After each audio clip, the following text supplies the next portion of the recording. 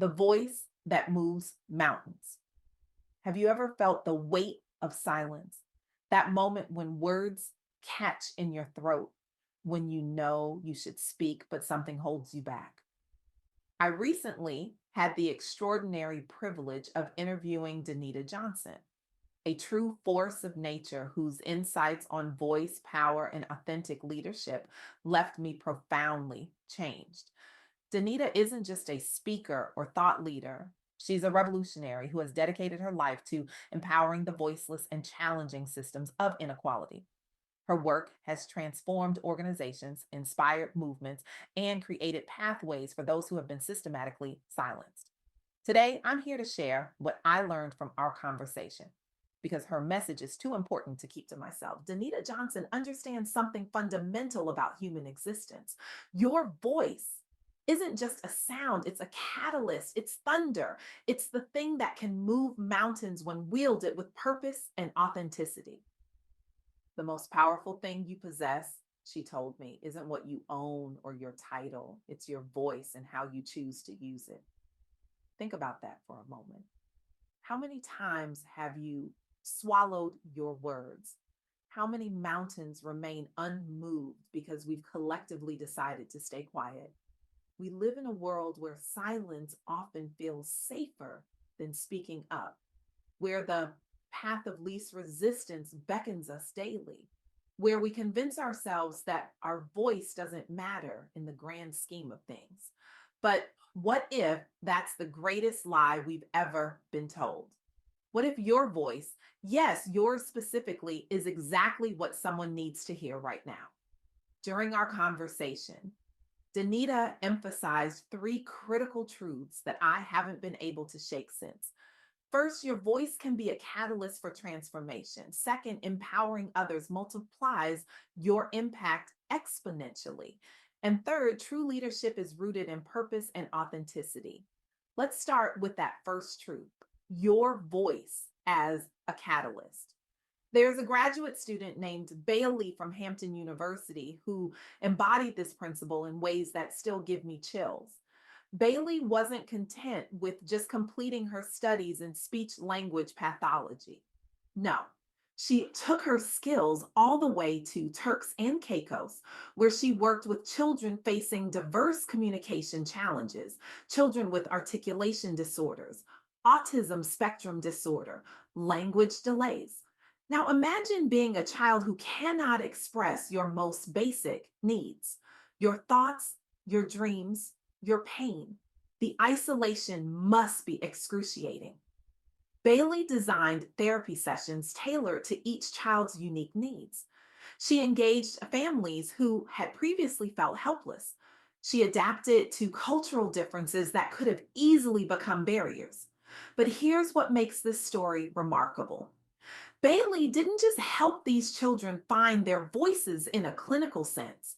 She became the voice they needed until they could find their own. She advocated for them. She created spaces where their attempts at communication were valued, not dismissed. And the results? Children who had never spoken began to form words. Parents who had felt powerless became empowered partners in their children's progress. A community that had often overlooked these kids started to see them differently, all because one woman decided her voice mattered enough to use it for those who couldn't yet use theirs. And that's what Danita means when she talks about your voice as a catalyst. It's not just about speaking up for yourself, though that matters tremendously. It's about recognizing that your voice can create conditions for transformation that ripple far beyond your immediate circle. But there's something else Bailey's story teaches us, which leads to Danita's second truth. Empowering others multiplies your impact. When Bailey helped those children find their voices, she wasn't just solving an immediate problem. She was planting seeds that would grow into forests. Those children will grow up with the ability to express themselves. They'll advocate for others. They'll teach their own children the value of Communication, the parents who learn to become advocates won't stop with their own kids. They'll likely speak up for others in their community. This is the multiplication effect Danita spoke about with such passion. When you help someone, especially someone who has been unheard or unseen, find their voice, you aren't just changing one life, you're potentially transforming generations. I'm reminded of another powerful example Danita shared during our conversation. There's an anthology called Onward that features short stories for young adults centered on climate activism. What makes these stories remarkable isn't just their environmental message, it's how they demonstrate the power of individual voices creating collective change. In these stories, young protagonists face overwhelming environmental crises and societal apathy. Sound familiar? But instead of surrendering to despair, each character takes one small but meaningful action, caring for a plant, speaking up at a town hall, rallying their community. These fictional stories have inspired real world activism, particularly among young people from marginalized backgrounds who've been historically excluded from environmental conversations. The anthology doesn't just tell them their voices matter, it shows them how to use those voices effectively. This is the multiplication effect in action. One book amplifies many voices, which in turn amplify many more. But using your voice effectively isn't just about volume, it's about authenticity, which brings us to Danita's third truth. True leadership is rooted in purpose and authenticity. Danita shared the story of a Black environmental activist who delivered a keynote at UNESCO in Paris. This woman faced systemic barriers, underrepresentation, and fierce resistance from powerful interests. She could have easily modulated her message to make it more palatable, less confrontational, more acceptable to those in power. Instead, she spoke her truth with unwavering clarity. She built coalitions across differences. She used storytelling to mobilize support. And her advocacy led to concrete policy discussions, increased funding for affected communities, and inspired a new generation of activists. What made her effective wasn't just her message, it was her authenticity. People trusted her because they could feel her purpose radiating through every word. She didn't just speak about environmental justice, she embodied it. This is what Danita means when she talks about authentic leadership. It's not about perfection or having all the answers. It's about showing up fully, speaking with intention, and leaving people feeling seen, sharper, and more hopeful than before you entered their lives. The most memorable leaders, Danita told me, aren't those with the fanciest titles or the corner offices. They're the ones who make you feel like you matter, like your voice matters after just 5 minutes in their presence. I want to pause here and acknowledge something important. Using your voice, especially if you're from a marginalized community and space is not designed for you, comes with real risks. Danita doesn't sugarcoat this reality. Speaking truth to power has consequences. Being the first or only one to speak up requires courage that shouldn't be necessary, but absolutely is. But here's what Danita wants you to remember: your voice matters precisely because of those barriers. The systems that would prefer your silence are exactly the ones that need to hear you most. As Audre Lorde famously said, your silence will not protect you.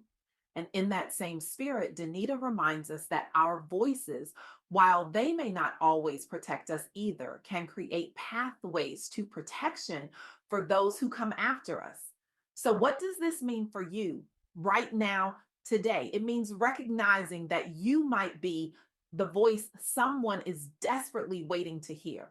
You might be the catalyst for a transformation that seems impossible until you speak it into possibility. It means understanding that when you help others find and use their voices, especially those who have been systematically silenced, you're not just doing a good deed. You're participating in a form of justice that ripples outward in ways you may never fully witness. And it means embracing authentic leadership wherever you are, whether you're in a boardroom, a classroom, or your own living room. Leadership isn't about position, it's about presence. It's about showing up fully and speaking with intention. I want to leave you with a challenge today, one that Danita Johnson's wisdom has inspired in me. For the next 7 days, I want you to use your voice in one way that scares you.